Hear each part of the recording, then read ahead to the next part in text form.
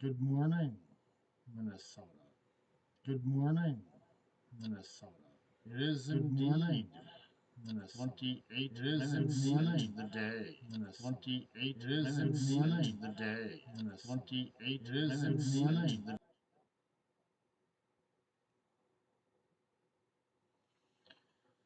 I want to make it very, very clear that the state of Minnesota's mental health system has intentionally protected child molesting rapists that ran a daycare center for the past 20 years. And I do mean that with intent, state psychiatrists lied about me in order to protect child molesting rapists that had run a daycare center. Most recently, there was a David Jerome mock. Well, I guess I shouldn't say most recently. Yet in 2022, a David Jerome mock state psychiatrist at the Fergus Falls Community Behavioral Health Hospital put in my records that I was having command hallucinations, telling me to harm myself and others, with full knowledge that he was protecting child molesting rapists by doing so, and knowing that he was lying.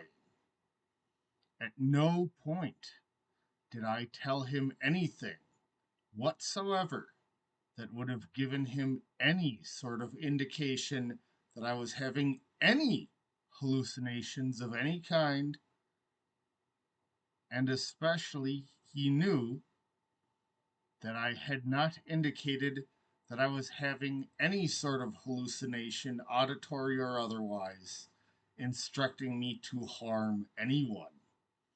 In fact, the only thing I told him about possibly harming someone, as if I might, was that the medications he was prescribing me were making me want to harm people. I made that very clear, that the medications he was making me take were making me want to harm him and other people. And he insisted I take them and even raised the dose on the medication, which made the desire for me to harm others even greater. David Jerome Mock lied intentionally, knowing without any doubt that he was protecting child molesting rapists. Also, that being said, whether he knew it or not, he was also aiding and abetting the murderer, Cade Walker Gorky, and in fact, therefore, engaging in treasonous acts against the United States of America. As I've said in a previous video, Cade Walker Gorky confessed to me in December of 2021 that he had, in fact, murdered a U.S. military serviceman and then stole classified military information and technologies. Cade Walker Gorky was, at that time, as I've previously stated, involved in the theft of my Veterans Affairs identification on that night.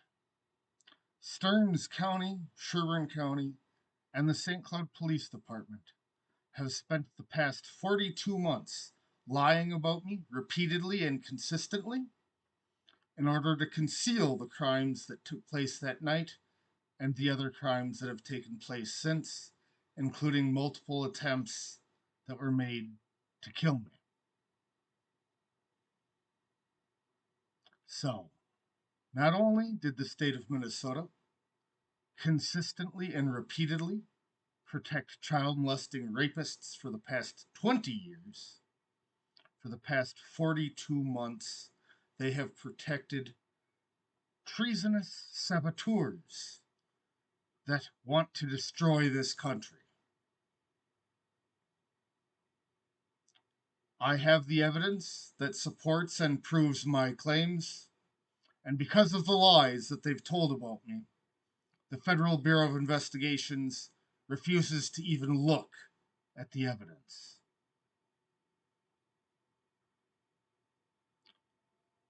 The Walz family has repeatedly put themselves into this situation, and as I also previously stated, Celeste Walz assisted Cade Walker Gorky with gaining employment for the St. Cloud Police Department.